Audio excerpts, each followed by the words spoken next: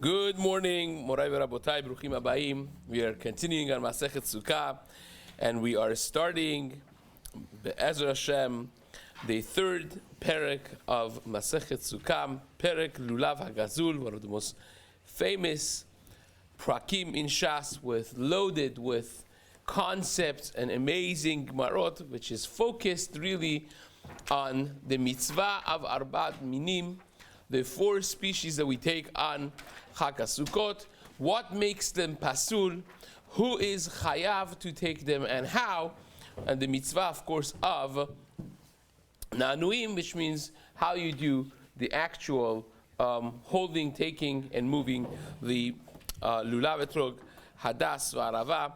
Together, today's Amud is being learned as a Zchut Refuah Shelema for Michael Ben Nahid, that should have full recovery, Refuah Shelema. Rachel Simcha Bat Nahid, should have full recovery, Refuah Shelema. And also for the Refuah Shelema of Esther Bracha Bat Chaya, that we all daven for her to come back home and to have full recovery, Be'ezrat Hashem, Amen.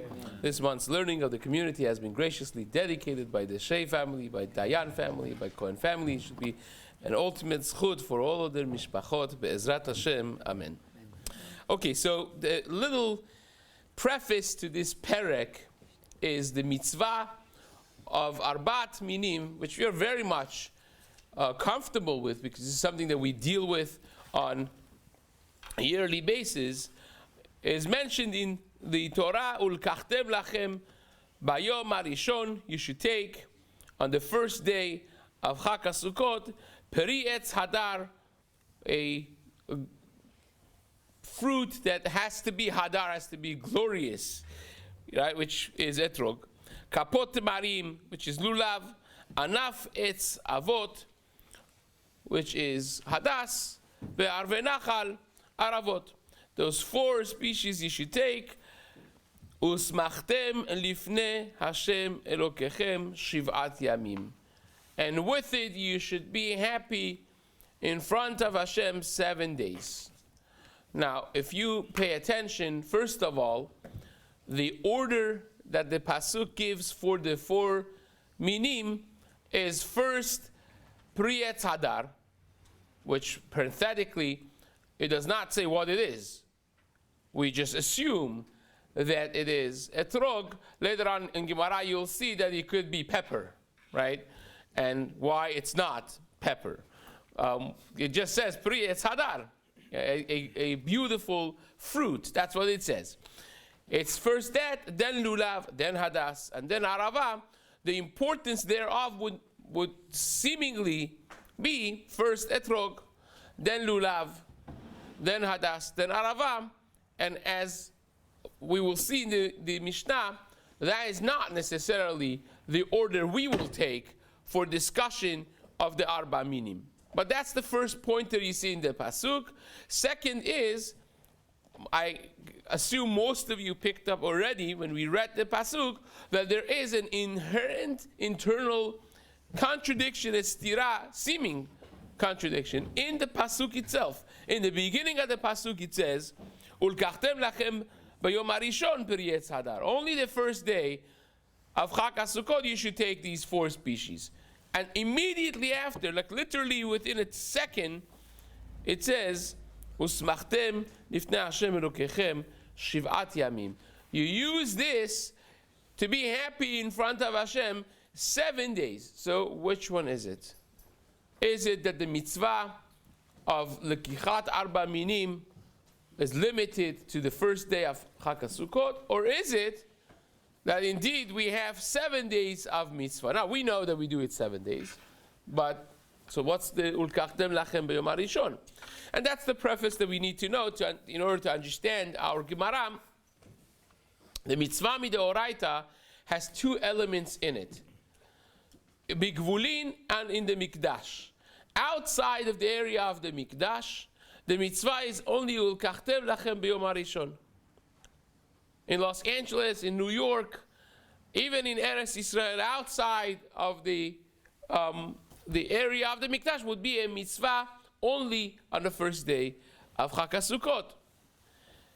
But usmachtem, as it indicates in the words of the pasuk, usmachtem lifnei Hashem Elokechem. If you're lifnei Hashem, if you're right there by the area of the mikdash, shivat yamim. That the mitzvah is midoraita, 7 days. Now, so why do we do it 7 days? Why do we do it so? By the way, this is the reason you find many Gidolei Ador, Rabbi Yashiv, Chacham Ovadia, many people would go into the area of the Mikdash on Chol HaMoed Sukkot, and they would be actually there because it would be in the area that Midoraita would be, perhaps the mitzvah would be 7 days. Fine, there's a lot to discuss about that, but nevertheless, we do it because of something that's known in the name of Rabban Yochanan ben Zakkai. We spend a whole lot of time discussing the personality and the qualifications of Rabban Yochanan ben Zakkai 2 pages ago, in Daf Kaf Chet. We also mentioned among those information that he worked for 40 years, he learned for 40 years, and he led for 40 years. He had a long, blessed, and tremendously productive life. But above all, he was the leader of Klal Yisrael during the most toughest of times, during the years of the Churban and the years afterwards. Now we learn in Masechet Gittin Daf Nun Vav that the Beryonim who caused, physically again, it was of course Min HaShamayim, but the Beryonim who caused the internal conflict and led to the destruction of the Beit HaMikdash, because we had 21 years worth of fuel and oil and food, grain and everything. We could have, survived under the siege for decades, more than the Romans could have afforded to stay there before being bored to death. But they burned, the Baryonim burnt everything that we had internally, and it became a conflict. And the head of the Baryonim actually was the nephew of Rabbi Yochanan ben Zakkai, and the sad story of the conflict and the war in internal civil war, which led to the destruction, is mentioned in the Gemara over there. And of course, everyone is familiar with Rabbi Yochanan ben Zakkai pretending death, and sneaking out to meet with the general of the Roman army, telling him that you're going to be the Caesar, you're going to be the emperor, and so on and so forth. He got 3 requests of what to save, and of course he witnessed the destruction, and he led the Jewish community after the Churban. So one of the many things that he did was he wanted people to remember what it was to have in Beit HaMikdash. We have a whole siman in Shulchan Aruch that discusses the halachot of Zecher LeChurban, right? Siman Taf Kuf Samech in Shulchan Aruch discusses all that. You have a party, you make like a empty space on a fancy party table to remember the Churban. You buy a set of jewelry, you don't wear it all together, you're always missing a piece. That the effort that they put on the ashes on the head of the Chatan, or most famously, the Seif Gimal there that discusses the halacha that is brought in Masechet Gittin and Daf Vav and Zayin, that perhaps after the Churban we don't listen to music, right? Which for some reason is not a very well-known or popular halacha. Go figure. But that is really a mix of the Gemara in Masechet Gittin and Gemara at the end of Masechet Sotah Daf Mevchet, and also the Gemara in Sanhedrin Daf Kuf Aleph. So there is this limitations that we have.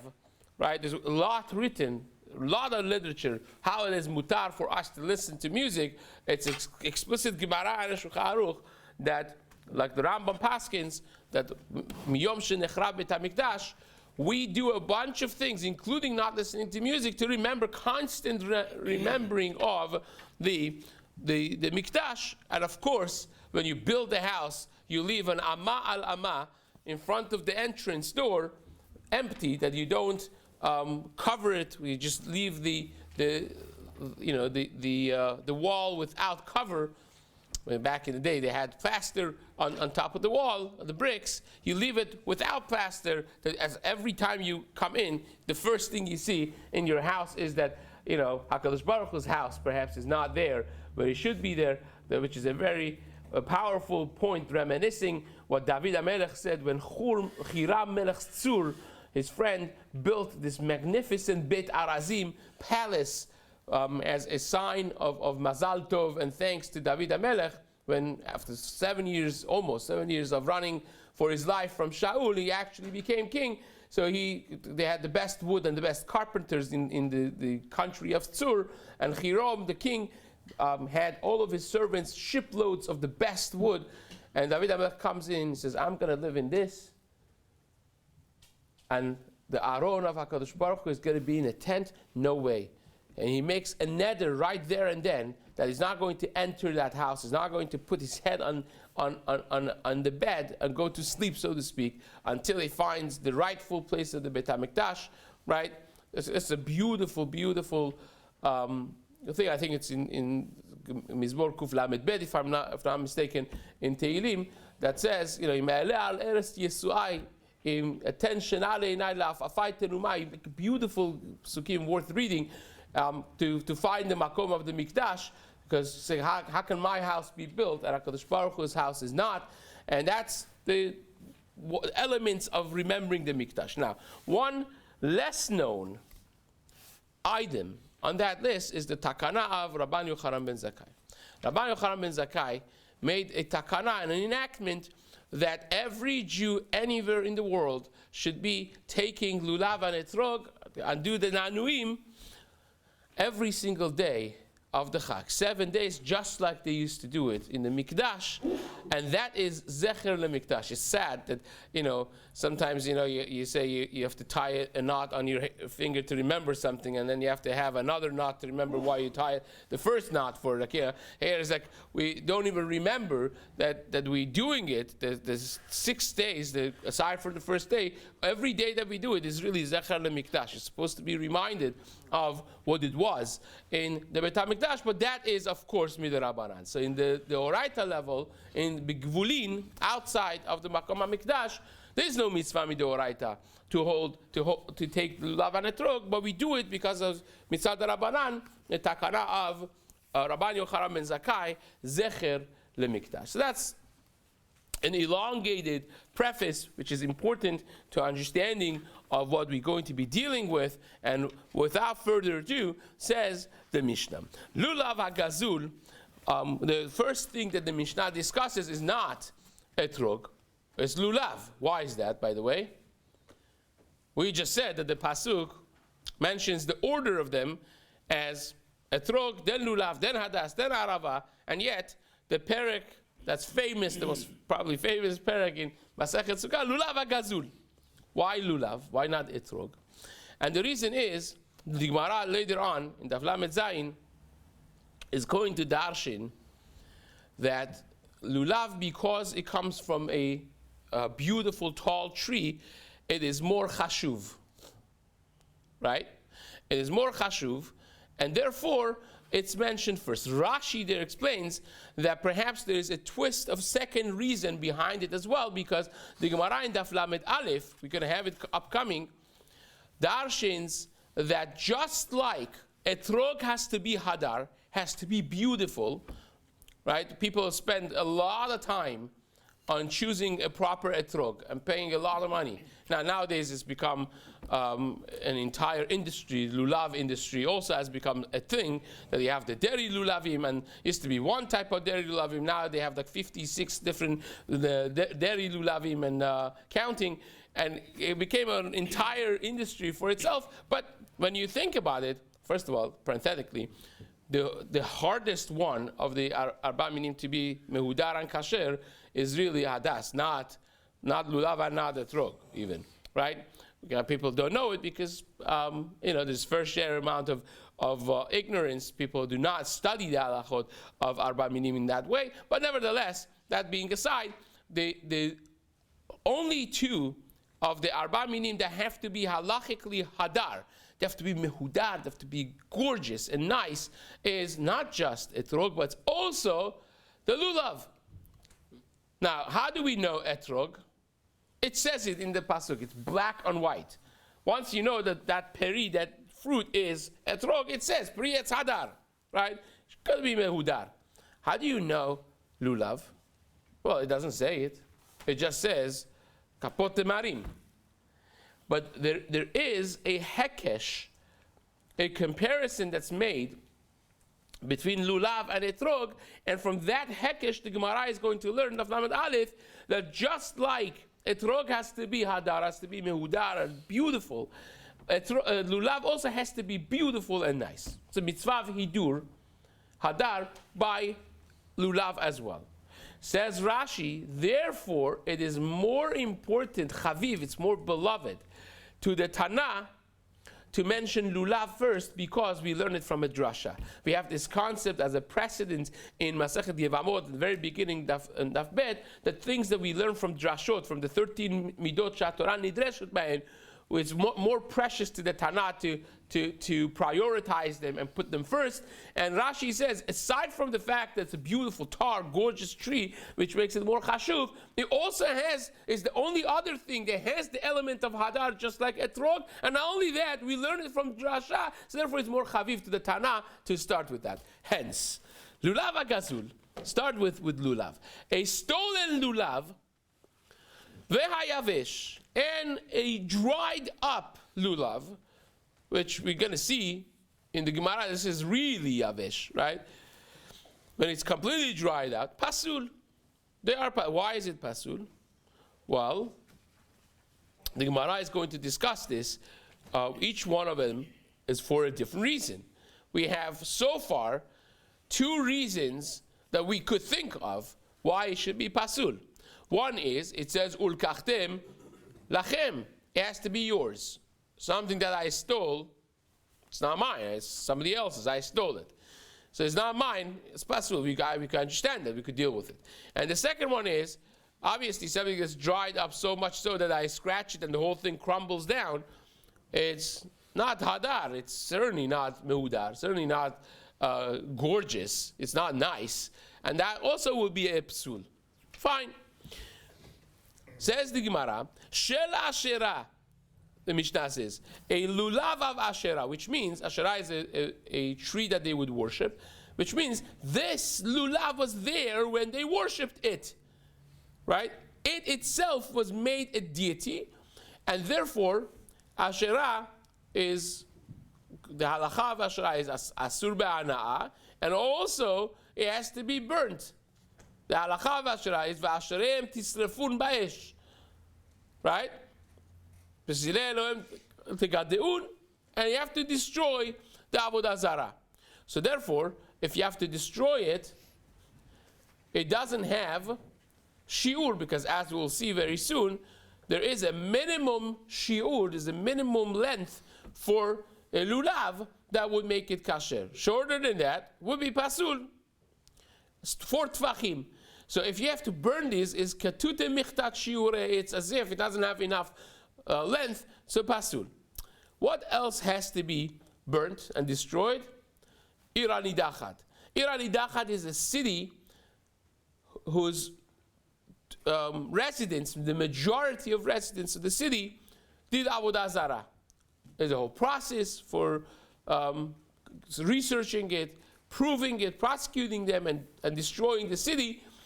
But it's not just the people of the city, but it's all the assets of the city, everything.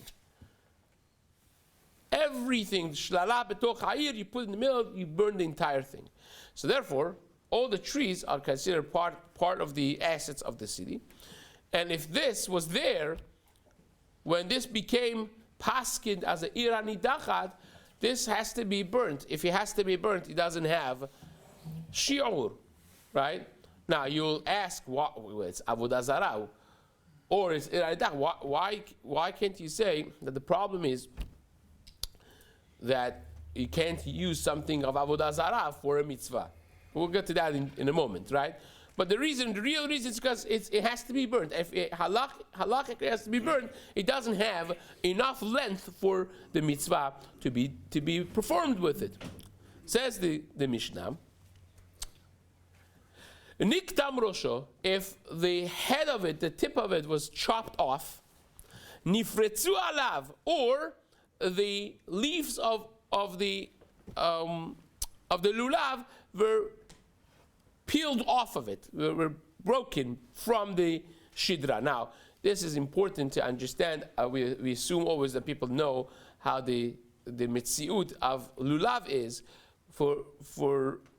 Just for myself to remind myself of the reality, because it's important.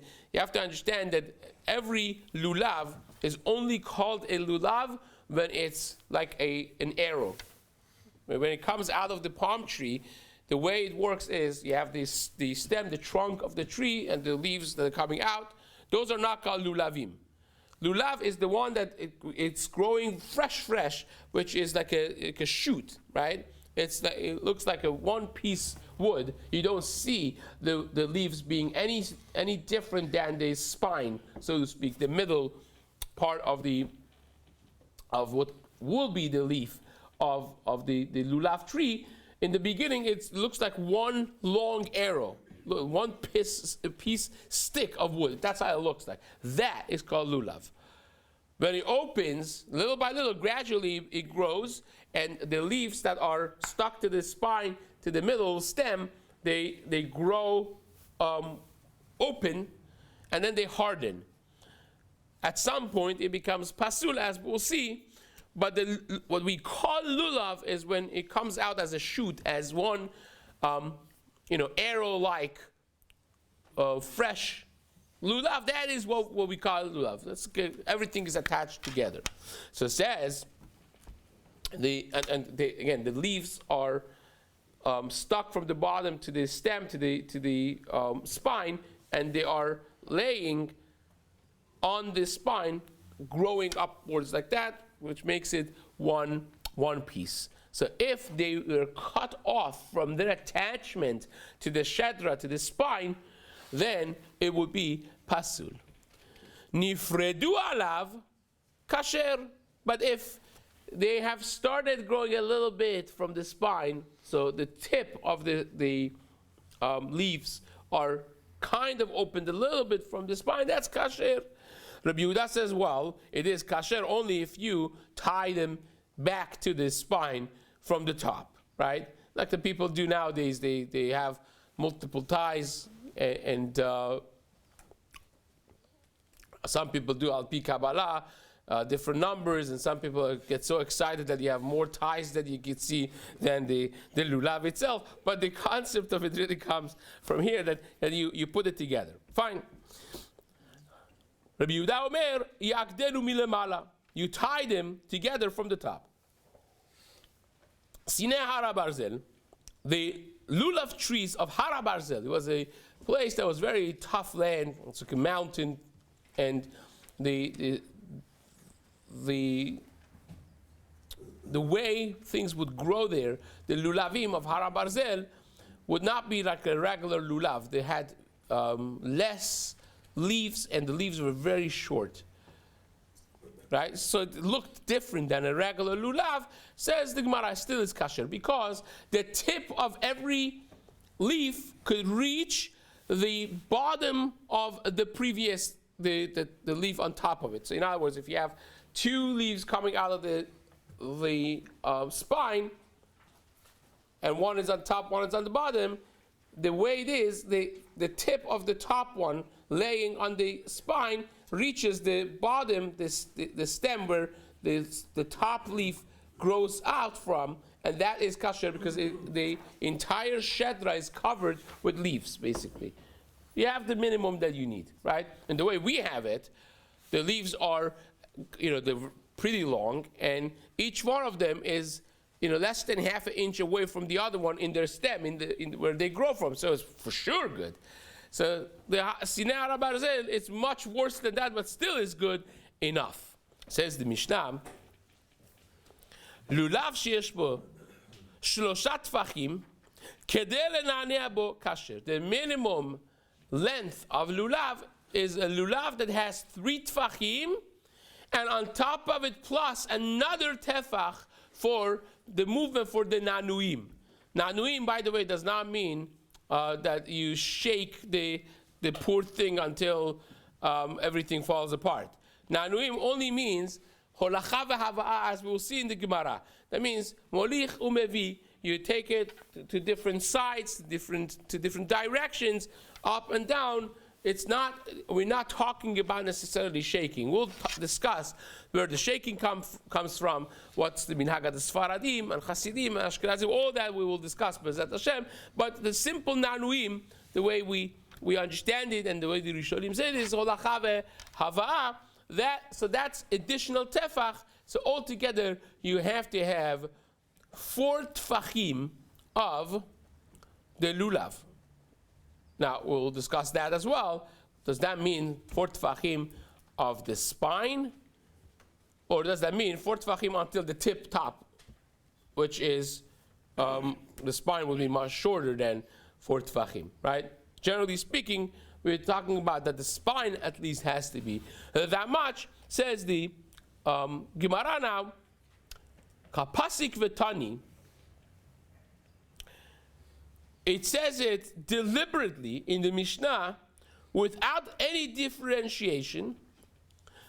Lo shena b'yom tov rishon v'lo shena b'yom tov sheni. When the Mishnah says lulav ha'gazul is pasul, lulav ha'yavesh v'ha'gazul is pasul, the stolen and the dried up lulav is pasul, it does not differentiate between the first day of Chag HaSukkot and the rest of Chag HaSukkot. Now, why would it differentiate? Now, because of the preface, the Aktavah that we had, we know that the major difference in the first day and the rest of the days is the first day is only the Oraita, Begulin, and the rest of the days are only Midrabanan. Right? So says the Gemara. Let's discuss this. Bishlama Yavesh Hadar Ba'inan V'Neka. Says what I understand why a lulav hayavesh, a dried up lulav, would be pasul throughout the 7 days, because the problem of yavesh is it's not hadar, it's not beautiful, and anything that you need hadar will be throughout the whole sukkah a problem when it's not hadar, right? So therefore, you need hadar. It's not mehudar. Second day, third day, it's all the same thing. It's pasul. Ela gazul, but if you have the most beautiful etrog ever, it's just that you stole it because it's too good to resist. So you stole the beautiful etrog. So it is hadar. The problem is not yours. But that should be a problem only the first day, because it says in the pasuk, "Ulkachtem lachem beyom harishon." The lachem has to be only in Yom HaRishon, that's yours. Now, by the way, yours means it can't be Sha'ul either. It's not only stolen that's a problem, even borrowed is a problem. It's not yours. So if you borrow an etrog from somebody because you forgot yours at home, and you're all excited that you did your mitzvah d'oraita of lulav etrog, you didn't, sorry. Because you borrowed, it's not yours. It has to be ulkachtem lachem b'yom HaRishon. Now we'll talk about matanan mrad lachzir, of how it is possible to do it, but nevertheless, that ulkachtem lachem, that indication that it has to be yours, it's only b'yom harishon, in the first day. Ela b'yom tov sheni amaylo. Why not on Yom Tov Sheni? Why can't you be yotze with a lulav hagazul, a stolen or borrowed for that matter, lulav on the second day of the Chag, or the rest of the days of the Chag? Amar Rabbi Yochanan, Mishum Rabbi Shimon ben Yochai. Rabbi Yochanan said in the name of Rabbi Shimon ben Yochai, Mishum de'ava le mitzvah haba'a be'avera. Because this will constitute a mitzvah haba'a be'avera. A mitzvah haba'a be'avera you cannot do. Now, mitzvah haba'a be'avera means that the mitzvah is done through the avera. I'll give you an example. For instance, we spoke about a lulav of Asherah, right? Avodah zarah with this. This is deity, right? So avera was done with this because people worshipped it. But it would not be pasul for a mitzvah of lulav because of the avodah zarah. The reason that it's pasul is because it doesn't have enough shur, because you have to burn it. But not because of mitzvah haba. Why? because you're not doing the mitzvah through the Avera. It happens to be that somebody worshipped this. Has nothing to do with me doing the mitzvah right now. Whereas by Lulav HaGazul, I couldn't have done the mitzvah if I didn't steal it. The only reason that I am able to do the mitzvah is through the fact that I did the Avera of stealing. Otherwise, I wouldn't have it. So it's a mitzvah, haba'a ba'avera. It's a mitzvah that's only able to be done through the Avera. But in the case of Asherah, has nothing, the Avera that was done with the mitzvah that's being done has nothing to do with each other. Therefore, that's not the reason that you're not able to use the Asherah. The reason is because it has to be burnt, and therefore it doesn't have shi'ur. Right? So says Rabbi Shlomo Yisraeli, the reason that Lulav HaGazul is pasul during the Chag is because you're doing a mitzvah that is coming through an Avera of you stealing this. Now, we have to discuss, if I steal something, when does it become mine? Does it ever become mine? Let's imagine I stole a piece of wood and I completely shaped it to something else. Is it mine now? I changed it. It's not even called what I stole anymore, right? I took cement and I built like whatever, and now it's a house, or it's a structure, whatever it is. It's called something else. Shinui Hashem, Shinui Reshut, right? Shinui Maaseh. All of those changes, that the domain is changed, the looks of it is different, or the name of it is different. All of those we will be discussing in the next shiur Be'ezrat Hashem together. Chazak u'Baruch.